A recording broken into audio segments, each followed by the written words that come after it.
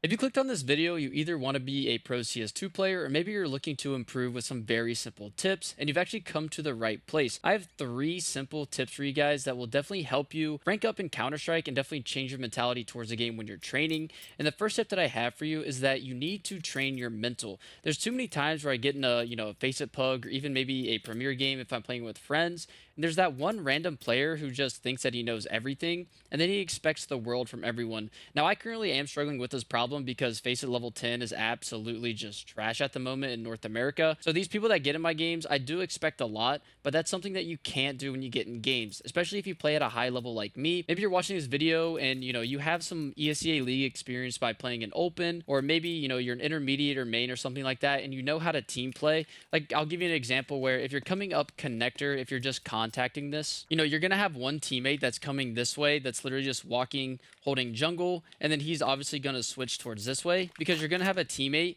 that is playing at this angle as well. And as soon as this guy turns to clear under Balk, this guy's going to take the jungle line. And a lot of people don't understand team play like that either. There's even instances where people don't simply know to just flash over mid for the window player when they're running towards connector. And that's actually a big problem. But one thing that we can do to train our mental is that when we spawn into this game, we have to expect our teammates that they really don't understand the game at your level. So it's better to help them. So if I call that I'm playing window, I'm going to make sure that my A player or con player knows they need to flash over mid for me instead of just going window and peeking and then getting mad because I expected this guy to know something that I know, when in reality he doesn't, obviously play at the level that I do. Same with like team play as well. If I'm going to walk up con, I'm not going to expect my other teammate to know exactly what to do. So I'm going to tell him to just hug this wall, clear under Balk. And then when I get to this spot, I'll tell him, hey man, can you just peek and walk into jungle? And then I'm just going to switch my line. And this is something that can help you guys mentally because you're not going to be thinking that these guys are top level players and know what to do. And it'll actually help them learn something as well because they're going to get in game. And a lot of the times, these guys are just, especially in North America, are just some older guys that have been playing for a while. And if you help them, they're actually going to learn a lot and it's going to help them with their game as well. So if they do get on a team with you in the future, it's obviously just going to help them. And then, you might be able to win more games. Or if you do play against them, they're obviously going to repeat the things that they told you. Now, the next tip that I have that kind of involves training your mental is something that a lot of you guys struggle with because I do as well. But before I get into that tip, make sure you guys check out the sponsor of this video, Skins Monkey. Skins Monkey is a CS2 skins trading site and marketplace that provides an instant way to get new skins. My favorite thing about Skins Monkey is that I can trade skins that I no longer want and trade it for a skin that is equal value. If you use code LouisCS2, you get a $5 bonus on your first trade. If you want to buy skins, you can get a 30% deposit bonus plus an extra 5% using my code. The link is down in the description. So once you guys got some cool skins like I have right here in my inventory from Skins Monkey, let's talk about the other part that you need to train with your mental, and that is you need to expect the unexpected. There's too many times where like I'm playing connector and someone smokes top mid, and they literally just flash through and just run me down connector and then just kill me.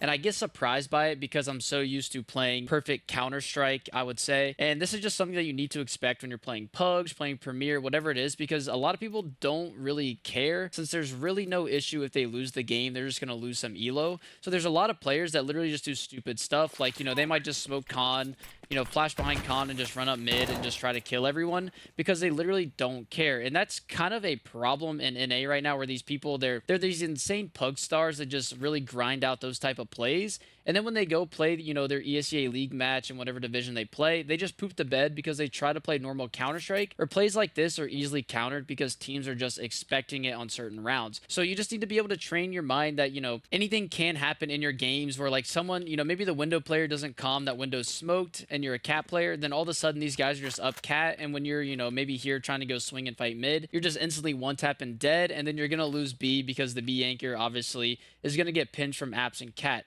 There's so many intangibles that you can't control, but you need to make sure with your good mentality that you're motivating your team to make sure they are communicating these things. Maybe this guy's leaving window and he's saying, hey guys, there's a gap in window they can boost. These little things need to be pretty much reinserted it in some of these guys' minds when they are in these games because they don't really understand the importance of communication. Make sure you guys are training your mentality that you can't control the intangibles and that just expect the unexpected. And if you lose a pug or a premier game, it's not the end of the world. It's just something to improve on. But you need to make sure that you're not raging at your teammates because they're obviously not the best players in the world. Now, the next tip that I have for you guys is that you need to play to improve. I see too many people that are just going through the motions and on autopilot through these games that they're not really playing to improve, they're just playing to play. Now, if you're more of a casual player, obviously you're not going to be thinking too much about the game, but this is something very important that a lot of players just really struggle with. And like I said, they just go through the motions. Like if you're an A anchor, you're just going to molly ramp, and then maybe if you're solo, you're going to flash over mid, and that's pretty much all you're going to do. You're not going to think that these guys might pop ramp on a round.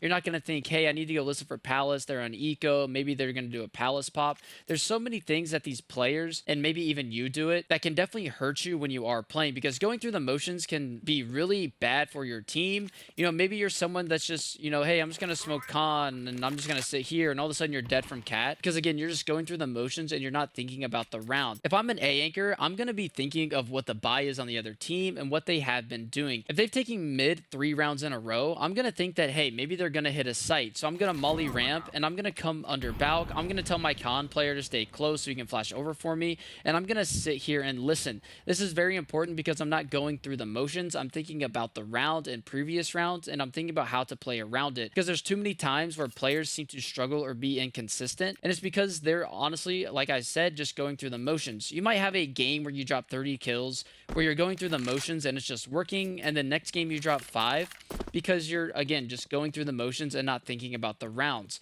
There's sometimes where, if you're playing against someone that's having a life game, it's just obviously going in his favor and what he's doing is working. But the next game he plays, he's obviously not going to have the same performance because the things that he's doing just aren't working, because someone that he's playing against, they are thinking about the rounds and how to counter it. Let's say, for example, there's always a ramp lurk, right? I'm not going to sit here and just be like, yeah, I'm just going to hold him. I know he's always there. I'm going to think about how I can counter him and how I can kill him.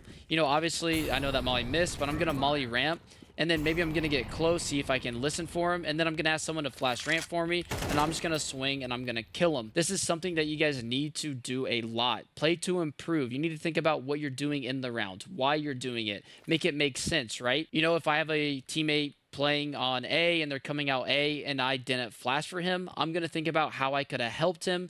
Obviously I had 2 flashes in my belt. Could have thrown some flashes default. I could have thrown some flashes bench. I could have communicated that, hey man, let's fight this. Hey, I'm just flashing for you. Fight to the death. I'm not helping you. We're going to play retake. There's so many things that you can do that you need to play to improve. So you want to make sure that you are studying your game and thinking about rounds and how you should play them, because then you'll notice that you're going to be a lot more consistent. Now, the last tip I have for you guys is training. Training is very important, but sometimes people don't do it enough or they do it too much. I was someone that fell into the trap of training too much because I was so addicted to improving and trying to be the best that I just fell in this trap that I felt like I needed to do 3 hours of aim training, 2 hours of watching demos, and just so much that I overtrained myself. Now, I'm someone who doesn't struggle with burnout, but that's something that you guys kind of keep in mind, because a lot of pro players do get burnt out with their schedule, but a lot of the top pros have found their little sweet spot where they can constantly train and they won't get burnt out. So that's something that you guys need to do. You need to figure out, how many deathmatch kills do I need to deathmatch to make sure I'm not feeling too burnt out or overtrain myself? How many aimbot kills do I need to do to make sure that I'm feeling like I am improving? For me, I've found that